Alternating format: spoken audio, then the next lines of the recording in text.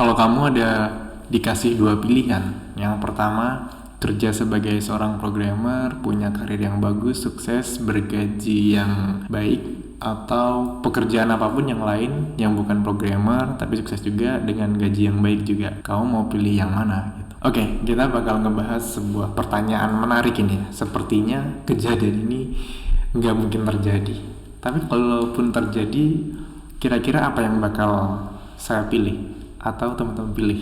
Iya, kita ini ngobrol santai, ya kita mikir sebuah statement yang menarik untuk dibahas gitu. Nah, jadi kalau diminta langsung menjawab pertanyaan itu, aku mungkin bakal milih, aku mau pilih pekerjaan lain, yaitu menjadi pemain sepak bola. Karena aku tuh suka banget ya dan bermimpi untuk menjadi seorang pesepak bola gitu. Kira-kira itu yang aku impikan. Nah, tapi sebenarnya kalau sekarang aku berada di posisi ini ya, kalau itu terjadi aku bakal milih jadi programmer sih sebenarnya. Kenapa? Karena histori mungkin ya. Di sini aku banyak cerita ya. Balik lagi, aku tuh sudah setelah lulus sekolah. Lulus tuh aku tahun 2012, berarti sudah 10 tahun berada dalam kehidupan dunia kerja gitu ya. Jadi pekerjaan pertama yang aku dapatkan waktu itu jadi seorang multi level marketing gitu ya. Jadi dulu aku pernah gabung dengan sebuah perusahaan MLM gitu kayak 1 tahun. Habis itu aku kerja di sebuah bengkel, tapi aku nggak jadi montir ya, aku nggak bisa benerin mobil, benerin motor, itu nggak bisa. Aku waktu itu kerja di cuci motor, cuci mobil ya. Jadi di bengkel itu ada steam dan aku nyuci motor dan nyuci mobil di situ. Terus abis itu aku pindah lagi bekerja jadi seorang operator desa gitu. Jadi waktu itu nginput data, bikin rencana anggaran belanja tahunan desa. Terus juga pernah bekerja di sebuah partai politik. Kebetulan paman juga dulu memegang partai politik. Habis itu pernah juga kerja bisnis jualan pecel lele. Habis itu apa lagi ya? Aku pernah di TU kan. Mungkin teman-teman yang sudah tahu aku, dulu aku kerja di TU gitu, tata usaha sekolah. Nah, dari riwayat pekerjaan-pekerjaan yang aku udah lalui ini, itu rasanya kayak banyak sekali yang pekerjaan-pekerjaan ini tuh nggak bikin happy gitu ya. Gimana ya? Kalau kita mikir kerja itu, dari pengalamanku kok kayaknya nggak ada pekerjaan yang bisa bikin aku happy itu. Orang selalu bilang pekerjaan terbaik adalah hobi yang dibayar. Itu menurutku juga nggak valid ya. Ketika pekerjaan itu hobi jadi pekerjaan, rasanya udah nggak enak lagi, karena pada dalam pekerjaan tuh kita selalu ada batasan-batasan gitu. Ini hal yang boleh kita lakukan, ini hal yang nggak boleh kita lakukan gitu. Sedangkan kalau kita menjalankan hobi ya kita tuh bebas, kreativitas kita dijunjung tinggi gitu, kebebasan dalam melakukan apapun tuh dijunjung tinggi. Tapi kalau ketika kerja nggak lagi, dan deadline ya. Jadi namanya orang kerja tuh selalu ada deadline-nya, dan deadline ini tuh bikin kita sebenarnya deadline membantu kita untuk segera menyelesaikan pekerjaan, tapi kadang juga deadline itu bikin kita nggak bisa tidur dengan nyenyak gitu. Lalu balik lagi ke programming tadi, mau jadi programmer atau yang lain gitu. Kalau dari aku sendiri itu melalui histori yang sudah aku lewati, keputusan yang bakal aku ambil tetap jadi programmer ya. Mungkin banyak dari teman-teman yang datang ke YouTube aku pengen tahu jadi programmer seperti apa, atau yang sedang termotivasi pengen belajar programmer karena melihat bisa dapat gaji yang besar gitu. Menurut aku tuh hal yang oke-oke aja gitu. Menurut aku dari seseorang yang nggak pernah kuliah, kemudian pendidikanku terbatas cuma SMK, bisa mendapatkan pekerjaan kesempatan bekerja di perusahaan-perusahaan besar gitu, mulai dari perusahaan Indonesia dan juga perusahaan luar negeri gitu. Nah, tapi jujur dulu awal-awal aku bekerja itu, atau awal-awal memutuskan untuk menjadi seorang programmer itu, motivasinya bukan karena uang sih, bukan uang ada, tapi nggak sebesar yang aku dapatkan sekarang. Jadi yang aku dapat itu nggak nyangka, ternyata bisa sampai segini ya gitu. Nah, cuman jadi programmer itu ada sesuatu yang unik sih aku rasakan tuh. Jadi awal-awal aku jadi programmer, bekerja bahkan sampai sakit-sakit dulu ya. Bekerja, awal-awal kerja itu kayak tekanan tinggi, dikasih tanggung jawab ya, maksudnya masuk kerja di sebuah company waktu itu langsung dipercaya untuk megang tim, padahal aku nggak punya pengalaman megang tim. dan juga dikasih kepercayaan untuk memutuskan ini ngedesain sebuah aplikasi dengan sistemnya. Ya aku sendiri pemilihan database apa segala macam, semua itu sistem desain itu diserahkan ke aku. Dan dulu itu taunya cuma yang ngoding aja, nggak tahu sistem. Ya itu hal-hal itu tuh bikin apa ya, jadi tertekan banget gitu. Dan alhasil dari tekanan yang besar itu bikin aku jadi resign. Tapi dari situ aku apa ya, jadi tahu aku tuh mau apa, maksudnya yang paling cocok dengan aku tuh seperti apa. Setelah aku dapetin satu perusahaan yang cocok, itu jadi apa ya, tekanan masih ada, kemudian kesulitan, deadline, ya hal-hal yang kita lalui dalam bekerja itu tetap ada. Tapi aku bisa apa ya, ngerasa tertantang untuk menyelesaikan masalah itu, ngerasa tertantang untuk bisa belajar lagi ya, untuk meluangkan waktu belajar. Selain itu di dunia programming ini aku ngerasa kayak dapat penghargaan. Intinya meskipun aku nggak kuliah, aku tuh diterima di institusi-institusi perkuliahan gitu. Dulu tahun 2015 sampai 2018 lah di Jogja itu aku cukup diterima ya. Jadi beberapa kali itu aku diundang sama UGM untuk ngisi kayak jadi juri ya. Waktu itu mereka ada lomba antar kampus seluruh Indonesia tentang membuat aplikasi, terus aku disuruh jadi juri.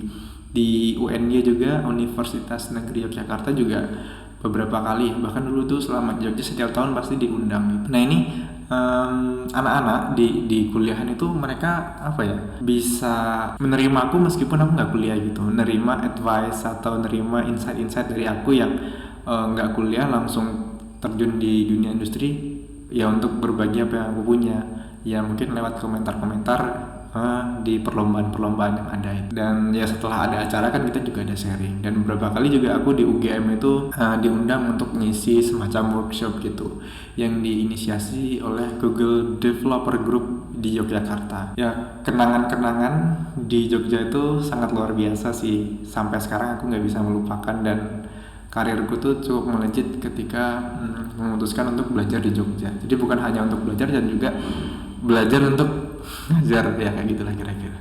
Dan satu hal yang menarik lagi selain itu, pengalaman bekerja. Jadi pas waktu aku kerja jadi programmer, masuk ke beberapa perusahaan, ada perusahaan kecil, perusahaan besar, itu aku tuh ketemu sama orang-orang yang luar biasa.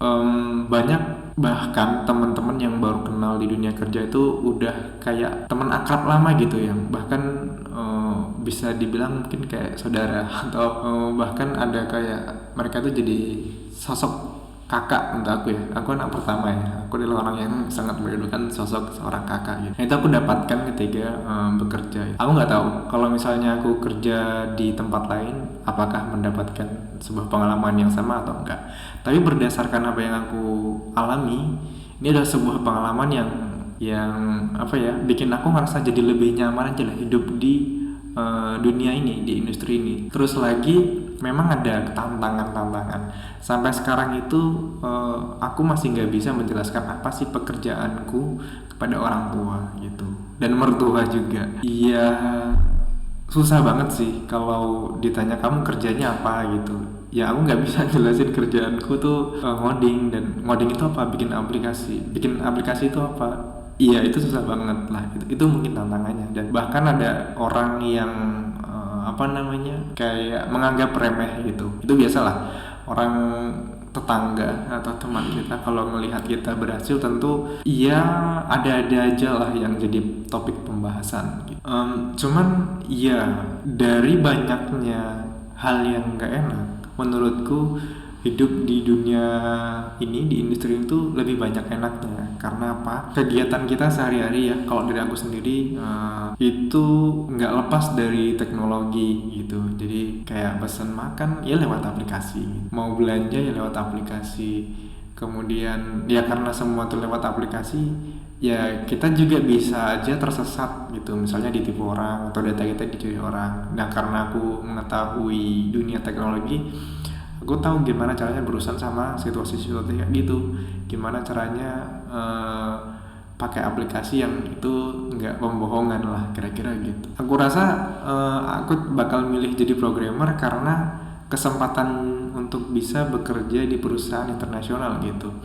Jadi aku punya temen, punya kenalan dari London, dari Italia, bahkan dari Ukraina gitu ya, Rusia juga ada gitu. Jadi berteman, bisa punya temen dari luar negeri, itu satu hal yang kurasa tuh nggak mungkin ya. Jadi dulu aku pas waktu masih kecil, mungkin SMP ya, itu tuh apa ya, kayak aku mikir aku adalah seorang manusia, seorang anak yang nggak punya masa depan. Karena apa? Karena aku di sekolah itu pinter-pinter banget juga enggak, goblok-goblok banget juga enggak. Karena kan kalau di sekolah itu, kalau nggak kamu pinter banget, kamu goblok banget, kamu bakal dikenal gitu, yang bakal diingat. Jadi aku tipikal seorang anak yang sangat mudah dilupakan, anak yang biasa-biasa aja gitu. Aku nggak terlibat dalam acara-acara kayak jadi OSIS atau ikut olahraga gitu ya, karena badanku dulu kecil. Mau basket nggak bisa, kemudian paling sepak bola, tapi sepak bola aku juga kecil, jarang dipakai, skillnya biasa aja. Jadi aku nggak tahu dulu mau jadi apa, dan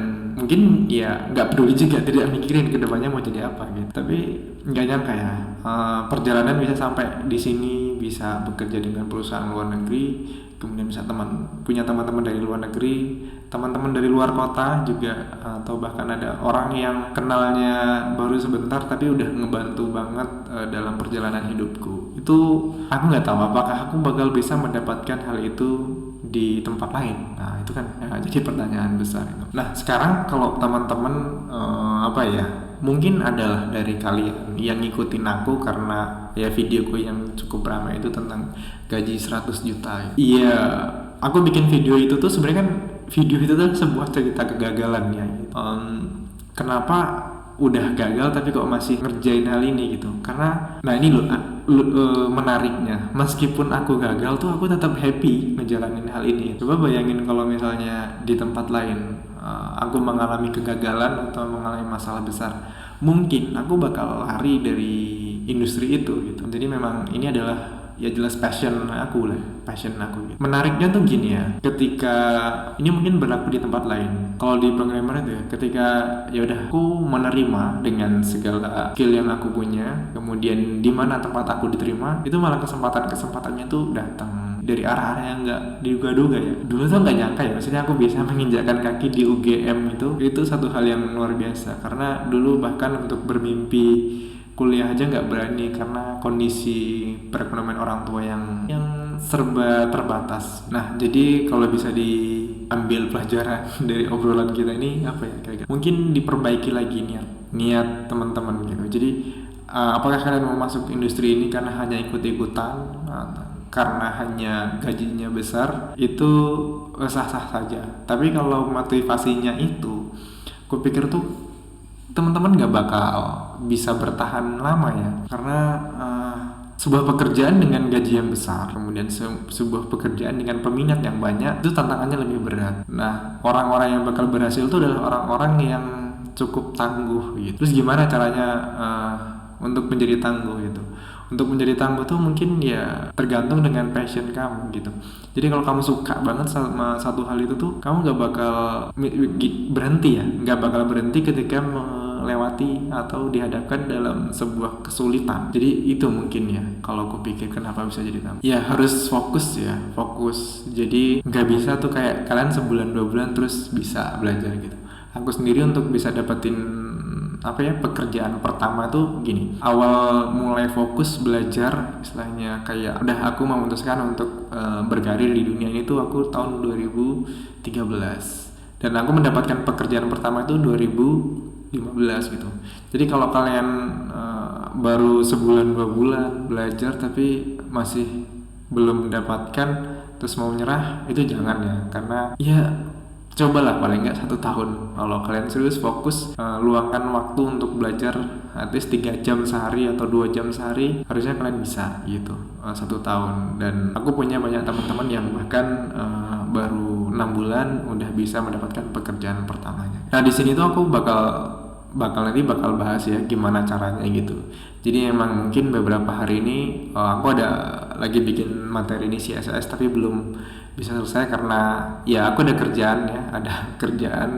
target kerjaan yang harus diselesaikan. Ntar kalau udah selesai itu bakal aku buat ya, dan aku juga bakal sharing nanti gimana caranya teman-teman biar bisa dapat pekerjaan, strateginya gimana, terus gimana biar bisa menembus pekerjaan baik di perusahaan lokal di Indonesia atau perusahaan di luar negeri yang di internasional. Aku nggak bisa menjamin teman-teman bisa berhasil, tapi kalau kalian terapkan semua materi-materi yang kalian pelajari ya, meskipun itu dari tempat lain ya, bukan dari video-video yang aku buat, itu kalau kalian praktekkan insya Allah pasti bisa lah. Jadi kita tuh kadang-kadang melihat kayak it is impossible until it's done gitu. Aku juga dulu kayak gitu, kayaknya nggak percaya deh, ini kayaknya aku nggak bakal bisa, tapi ketika udah melewati, wah ternyata bisa juga kayak gitu kan. Hidup ini penuh misteri gitu. Nah segitu aja kali ya teman-teman, mudah-mudahan kalian dapat sesuatu dari obrolan singkat kita kali ini. Jadi ya tetap semangat teman-teman, santai dan juga tangguh. Aduh nggak tahu aku mau ngomong apa lagi ya. Itu aja, sampai jumpa di video berikutnya. Dadah.